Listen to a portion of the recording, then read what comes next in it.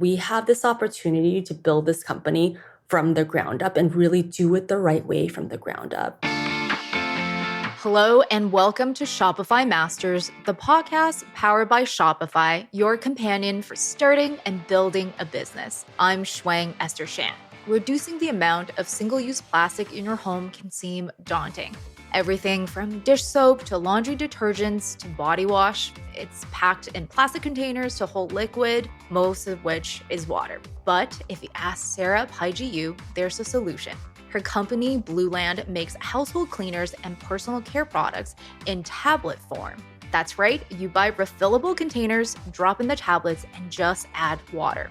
Sarah says her company has diverted close to 2 billion plastic bottles from landfills and oceans over the last few years and stopped more than 2 billion pounds of CO2 from being released into the atmosphere. Sarah is here today to share how she developed Blueland's innovative approach to reducing single-use plastic, from formulating the products to appearing on Shark Tank and now petitioning the US government. We have so much to chat about, Sarah. Welcome to the show. Thank you so much for having me. I'm excited to be here. We're so excited to learn more. Why don't we start off by the fact that becoming a mother actually inspires you to start Blueland. Can you tell us why it was so important for you to start a company that reduced single-use plastic? It was interesting because, my journey to founding Blueland actually started when I became a new mom.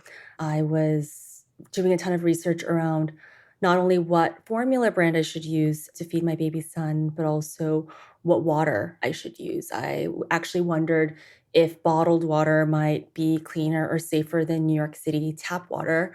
And in that research, I was horrified to learn that our drinking water here in the US, regardless of whether it's bottled water or tap water, contains hundreds of pieces of microplastics. And so, that was the first time I really started to connect the dots between all the single-use plastic that we're using as a society and how so much of it's ending up in our oceans and now back up in the food we eat and the water we drink and, the formula that I was making my son. And that's when, we as a family really just try to cut out all single-use plastic from our home life. It was just a really interesting journey because as well-intentioned as I was, I just realized that, everything seemed to come packaged in single-use plastic and how it extended far beyond just plastic pollution. Plastic also plays in the oil and gas industry and in climate change. And that's how I became so certain that I needed to do more beyond my tiny personal consumption to try to find a way to change consumer behavior and industry behavior as well. Blueland isn't your first company. Can you tell us about your career journey and how it helped you to start Blueland? Yeah, so Blueland is not my first company. I've been a serial entrepreneur in the consumer and retail space for over the past decade. My first company was a company called Snapbet. It was a mobile shopping app. I started that back in 2011. Sold that business 3 years in. It was venture backed. It was a great sort of, first win as a first-time founder who inevitably made a ton of mistakes along the way. But, that experience really led me to sort of catching that startup bug. I just was so excited and so energized by the opportunity that we have today to be able to bring new products and brands to market. A opportunity I think that's very unique to us in the past 5 years, in the past 10 years, because of platforms, like Shopify or, being able to store data on the cloud. And so, after Snapbet, I launched a few more direct-to-consumer businesses. I actually helped found a startup studio called Launch because we had this thesis that, in 2013, it was still very early innings for direct-to-consumer, that we would see many more categories shift direct-to-consumer online. And so we raised some money with the intention to launch one new business per year. And that's what we did through Launch. I ended up launching 4 businesses over 4 years.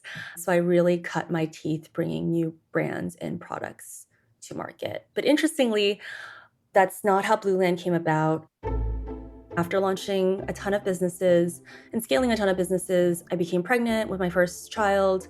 I have always been very open to my relationship with work potentially changing on the other side of parenthood. I think entrepreneurship especially can be especially when you're venture backed, can be very 24/7, 365.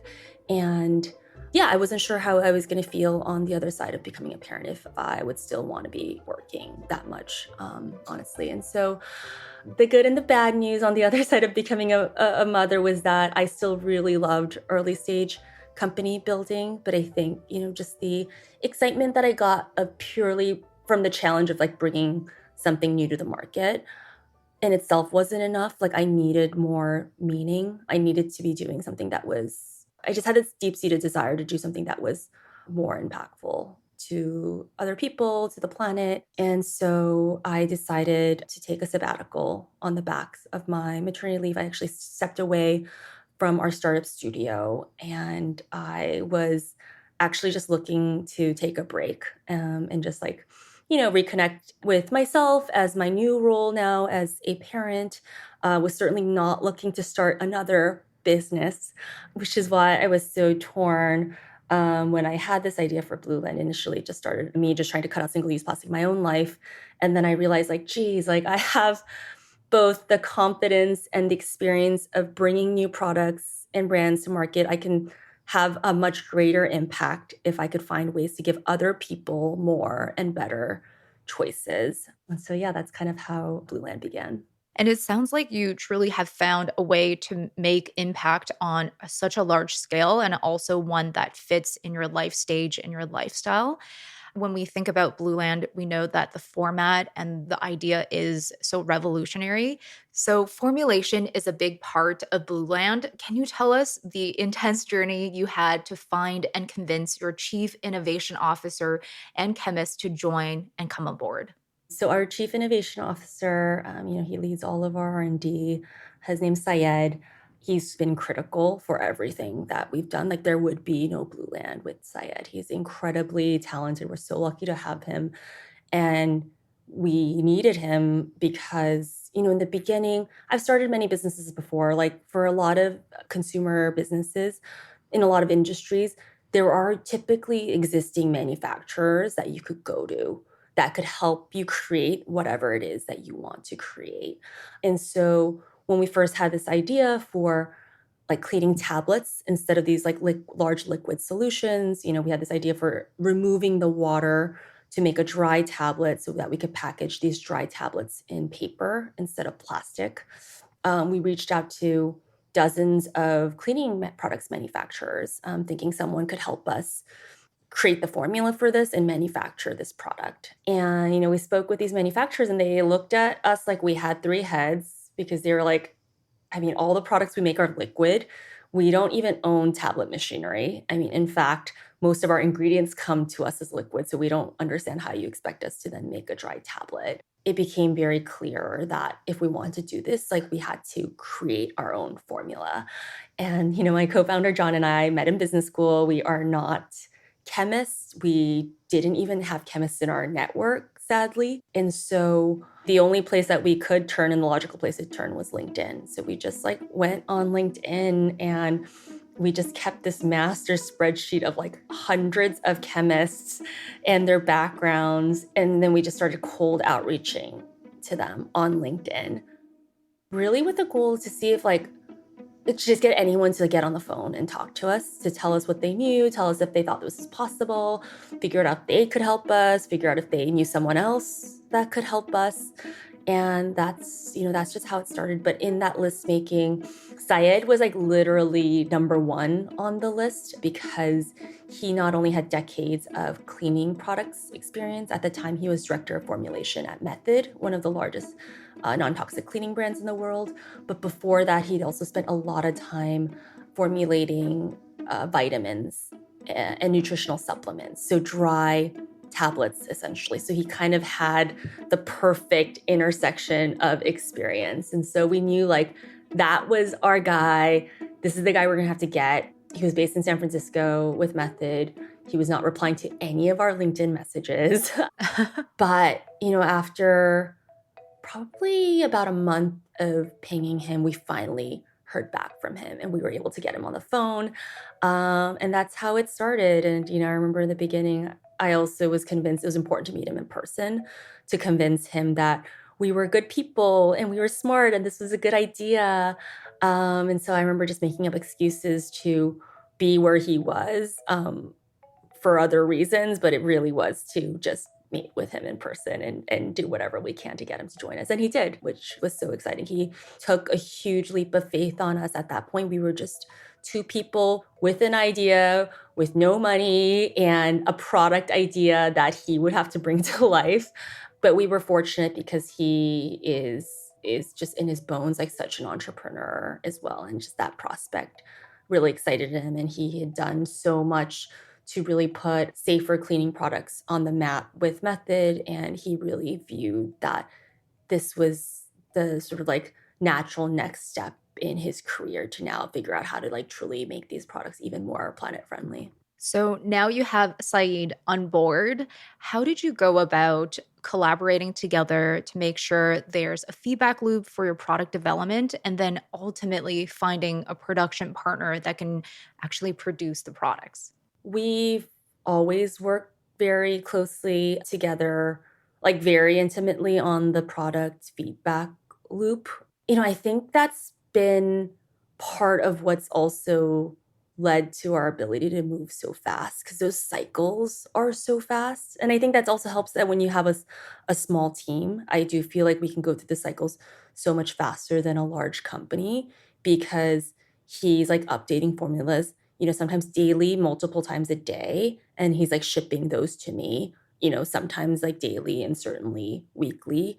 Just funny, like right now on my desk, I have, a bag of our newest update to our dishwasher tablet formulation. And it's on my desk because I was sending him the lot number because I was giving him my feedback on it from having run it in our dishwasher the past few days. As for manufacturers, that's definitely it's a great question because it's oftentimes not an area of focus. I think a lot of people are, very curious about like how did you create these new innovative formulas, but I think the manufacturing bit was every bit as hard, honestly, for a variety of reasons. Like because we're creating tablets, these tablets need to run efficiently on machinery. And that's something where when you're just formulating in a laboratory and hand pressing tablets, it can seem like the formula is really great, but when you then actually take it to a manufacturer and you're trying to do it in large batches and you're running it on the actual machinery, things like it can get sticky on the machinery. And so it's been also very helpful for us to be able to run very quickly because we have such good close relationships with our manufacturers. I think we're fortunate that Syed has been in the industry for a long time and was very well respected. And like whenever we do first runs and pilot batches, like Syed is at the manufacturer working alongside the guys and tweaking formulas like there. So he's there for many days at a time and he's tweaking formulas as we're seeing things come off the line, which is rare. Most manufacturers won't let you in there sitting next to the guys, helping like stir the ingredients and pulling things off the line. And instead, like, you usually have like a set of things that you're going to run, you run it, you get the results, you get the feedback, and then you go back to the lab, you come up with new formulations, and maybe like the next month you go back and test sort of another round of formulas. So I think us being able to have that trust and deep relationship with manufacturers enables us to just, cut a lot of that time out of the iterations. So I think the concept might be a little bit hard initially for customers to realize the effectiveness of your products because these are in tablet form, but the impact is that you're actually not shipping water. So tell us about your tagline of "Don't ship water." So the beauty of removing water from these cleaning products, again, many of these conventional cleaning products are over 90% water, was not only that we could then package them in paper because they were then a dry format, but we also were able to significantly reduce the amount of carbon emissions associated with shipping these products around. And that's because, our tablets are about 50 times smaller than like a bottle full of liquid. So you can imagine you can fit 50 more times of these products on a train or a plane or a ship or, a truck whether that's heading to a retail store or whether that's heading to an end consumer. Amazing. I'm chatting with Sarah Paiji Yoo, CEO and co-founder of Blueland, the eco-friendly cleaning supplies and personal care company. Can you tell us the initial funding of the company and what areas you invested in? Initially, we bootstrapped the business. That was just a personal decision of mine. I think we definitely could have, gone out to angels or friends and family, even with the initial idea. But, for myself and my co-founder, John, we felt strongly that until we had a product in hand that worked very well, we just couldn't in good faith feel good about like taking on other people's money. And that's such a personal decision. I think there are many people that raise money very early on with an idea on paper. And for us, there definitely were a lot of costs before having that first strong prototype in our hand because we were purchasing ingredients, running it at manufacturers, doing a lot of efficacy and stability testing. But I think there's a lot of also stress that comes with being a founder and an entrepreneur. And I think worrying about losing, family members' money was just not something else I wanted to add to my list of stressors at that point in time. And you've actually gone through different rounds of fundraising now. Can you tell us how you find investors who not only has the financial resources, but they actually match your values as well? Yeah, so that piece has been incredibly important to us as well, as a business that since the beginning we've been very clear we are a mission-driven company. It's funny because 5 years ago, a little over 5 years ago, when we were out fundraising and raising our first round. So while we started off bootstrapped, we have raised rounds of capital. We've raised the seed round as well as a Series A and a Series B. But with that seed round, again, we were out about 5 years ago. It's just a reminder as to just like how much the world has changed even since then. Like when we were out talking about our business as one that wasn't going to just prioritize profits, that we were really going to prioritize the planet and people and the communities that we operate in and our customers and more stakeholders beyond just purely the investors and shareholders. It was at that point, still a novel concept. I mean, also in a testament to that, like my co-founder John and I, we met in business school. We were like sitting next to each other in a classroom when we were told like explicitly the role of a corporation is to maximize shareholder value, aka maximize profits. I think the world has changed so much since then. If you were to ask I would guess that if you were to ask most Fortune 500 CEOs, they would today say like, no, the role of as a company is not to just maximize shareholder value, that we really have to take into account all stakeholders. But it's definitely a different time when we were first raising initially for Blueland. And we were very explicit upfront with our intentions because we knew how important it was to have that alignment and that partnership. Our mission and vision for Blueland was really rooted in making the world a better place. And it was so important for us to find investors that would be willing to support us in that mission. And yourself and Syed also went on Shark Tank. Can you tell our listeners how the experience was and how you almost walked away without a deal, but you did say yes to a deal? Yeah, Shark Tank is definitely one of the craziest things I've ever been through. I've definitely had the good fortune of having a lot of opportunities to like speak to large audiences or do like live TV. But Shark Tank's just a whole other thing because you have like five, sharks that are essentially out to get you and make for good TV. And so it was incredibly nerve-wracking, but also, I mean, it worked out very well for us. They cut our episode very nicely in our favor, which was good. But you just don't know, you're in the tank. We filmed for over an hour. They cut down all of that footage to just, I want to say 6 minutes that aired. And what they didn't show was like, I mean, at one point, Syed and I both cried independently of each other. I know, because, they went there, his parents have passed. My father had passed relatively recently. And they just went there. Like they knew it and they went there and you're already in the tank. You're trying to like fend off the sharks. But there are definitely a lot of ups and downs. But it's been yeah, an experience that's been hugely helpful to us as a business. But I think that's unique to Blueland. Obviously I've started many businesses in the past.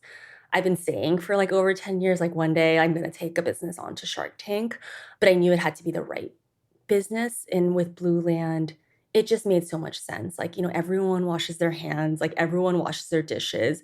It really is a product that's in a category that everyone touches, multiple times a day. And it's part of our mission to make sure that, the price points are very accessible. We really do everything we can to try to make the price points as accessible as possible and ideally money saving to the conventional alternative. And so, yeah, and just like what a great platform for our mission as well and sort of our pursuit of really trying to maximize our environmental impact. So for pitching investors as well as being on Shark Tank, you really had to share like the story of Blueland. How did you then educate your customers? Because I think you have to show that, hey, these products are just as effective as traditional products. Plus, we have the added bonus of being impactful. So, how did you approach customer education initially? Yeah, so our focus of customer education has definitely evolved over the past 3 years. I think how it's evolved, again, is also the testament to just the incredible progress that we've seen in the world and people's just increased interest in living more eco-conscious lifestyles. I think in the beginning when we first launched, if you think about it in terms of like you only have someone's attention for so long, you really have to then prioritize like what is the hierarchy of messaging that you want to get out. In the beginning, we spent a lot of time having to just explain the why reducing plastic is important, right? Like why plastic is ending up in our oceans and is also a contributor to climate change. So good news is today we spend very little time on the why. I think many people now understand like plastic is not a great thing, that we'd all benefit if we moved away from plastic. Similarly, I think in addition to the why, in our first 2 years, we were very focused on the education of the new behavior, right? When like the products that we've created have been truly like first to market. So for example, like that hand soap tablet, before Blueland, never in this world had there been a hand soap tablet. Like in fact, we haven't even been able to find evidence of a hand soap concentrate of any kind where you just add water in that category. And so, early days, we fully recognized that this was a new behavior, people. This is also why we were doggedly set on being direct to consumer for the first few years because we were like, this is a new behavior. We need to have that direct line of communication with the customer to understand what are people liking, what are people not liking, what are their concerns.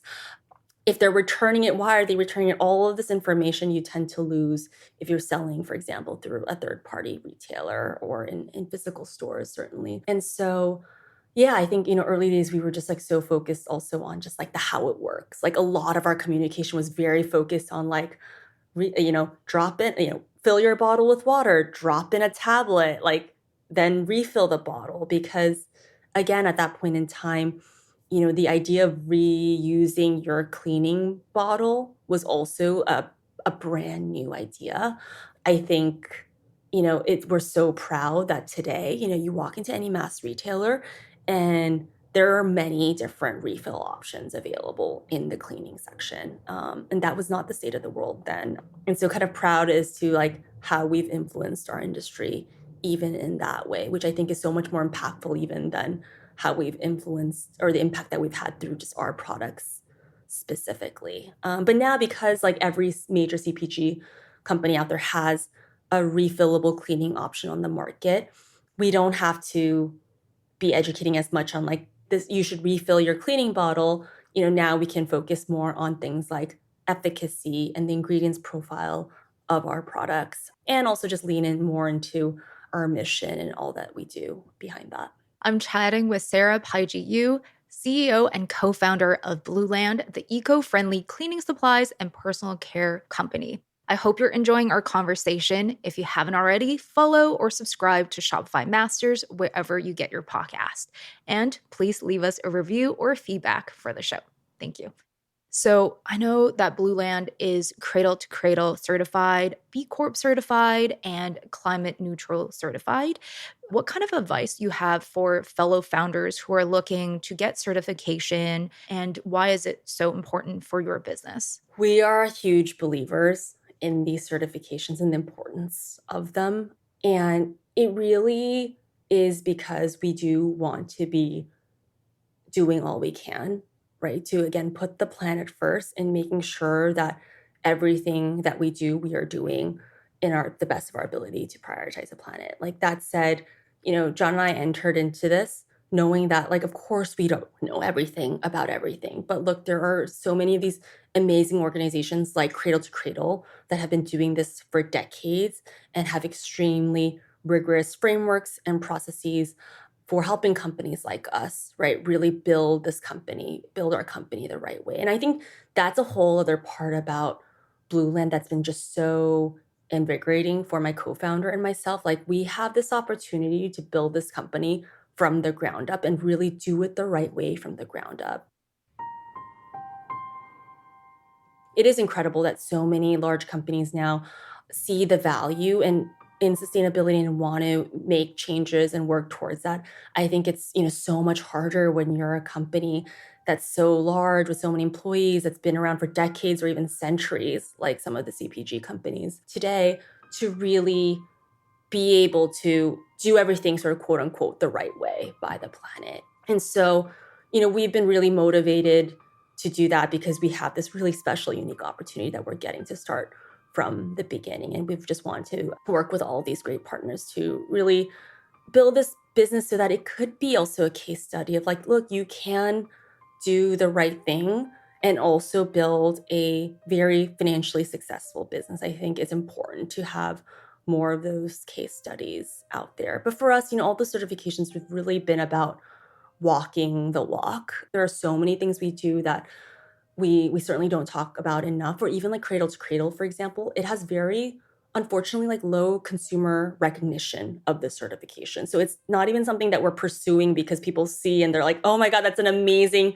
program. And Blueland is platinum. They're not even gold or silver, they're platinum. It's like we get no credit for that, unfortunately. But I think that piece of it is also something that we want to turn to and is important to I think as part of building consumer awareness, right, of certifications like this to make sure that they're asking for certifications because geez, there's so much greenwashing in this day and age. None of these terms, eco-friendly, sustainable, green, like none of it's regulated. And so again, there's a lot that I want to do to really start educating consumers on like these are the certifications, these are the receipts that you should be looking for or asking for. Would love to just help build the profile of these certifications. Like B Corp, I think B Corp has done a wonderful job. It's a great program. It's one that we're so proud ourselves to be a B Corp. But that is a good certification example of like it's built enough clout, right, and recognition from consumers that now that is inspiring more businesses to go get the B Corp certification, which is great because it is not an easy one to get. It takes a lot of work and it will make companies a better company on the other side of getting that B Corp certification. But yeah, the certifications for us has just been for both learning and making sure that, we are truly doing everything we can, not just on plastic specifically or even carbon emissions, but, things like energy use, water stewardship, worker fairness. Yeah. And I think another big challenge for Blueland is the constant competition with traditional big CPG players. I do see my favorite content creators using Blueland, and I see yourself on TikTok sharing the story. So, what other marketing initiatives have you participated in to really help you stand out and actually compete against these really large legacy CPG companies? Yeah, it's a good question. I feel like we have so many advantages there. We really have leaned into the fact that we are a startup. When I meet other founders, I'm like, I encourage them, like, I know it's hard, but you're only a startup once and you should embrace all of the advantages that also that brings to you. And so I think one of the advantages that we have of being, relatively small team, we're, fewer than 40 people, we're about 40 people, is that we can humanize our team and our mission. We're a tight enough group of people where we are a small group of people that all feel very strongly about our mission and our vision for the world we want to create. And I think we can put that out in a way that is so much more authentic, because it is, than a large company can, right? A large company of like tens of thousands of faceless, nameless people. And so, I think we've tried to take advantage of that opportunity as much as we can. I know I'm out there a lot as well as a spokesperson for the brand, because I think the way that social media is moving as well, like people want to connect with people. Like people don't want to connect with brands. I think people are like want to understand, like, what are the values of this brand? What is the story behind this brand? What is the mission of this brand? And I think we have this advantage because we were able to share all of that directly and again authentically. The mission is really the whole reason why this brand was born. So, for a lot of companies, they raise awareness for an issue. But in addition to that, you are doing a lot more. Can you tell us why it was so important to petition the EPA? Yes, we have a petition out to the EPA to regulate polyvinyl alcohol, which is the plastic film used to individually wrap detergent pods, so like laundry and dishwasher detergent pods.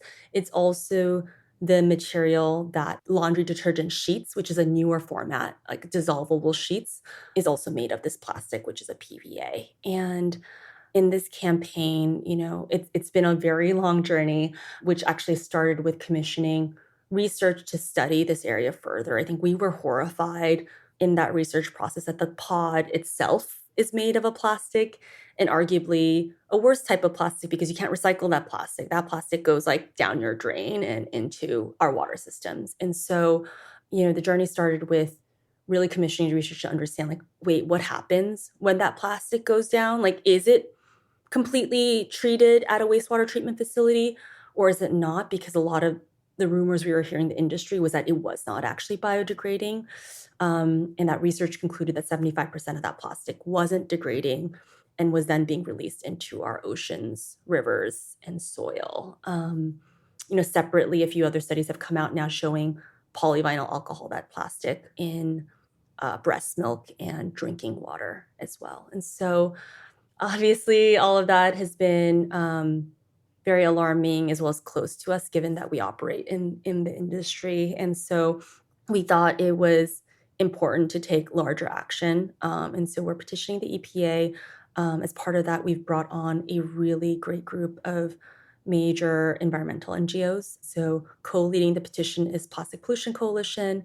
In addition, we have over 15 organizations and growing, from Beyond Plastics to Plastic Oceans International to Lonely Whale to Made Safe, and the list goes on. And this is obviously our first time, so we've benefited a lot from their guidance. But clearly they also have, large memberships that care deeply about these types of issues. And I think it's also just been helpful in terms of, credibility for the campaign and with the EPA, to show that it's not just, Blueland that cares, deeply about this, but they're, again, a set of organizations that have, decades worth of experience advocating for issues like this. Best of luck for this initiative, Sarah, and we look forward to seeing how Blueland expands and grows over the years. Thank you so much for being here, Sarah. Thank you so much for having me. That's Sarah Paiji Yoo of Blueland. Thank you for joining us on Shopify Masters. Our show is produced by Megan Coyle and Gogo Zoger. Our engineers are Matt Schwartz and Miku Betlam. Benjamin Gottlieb is our supervising producer, and I'm Shwang Esther Shan. We'll see you next time.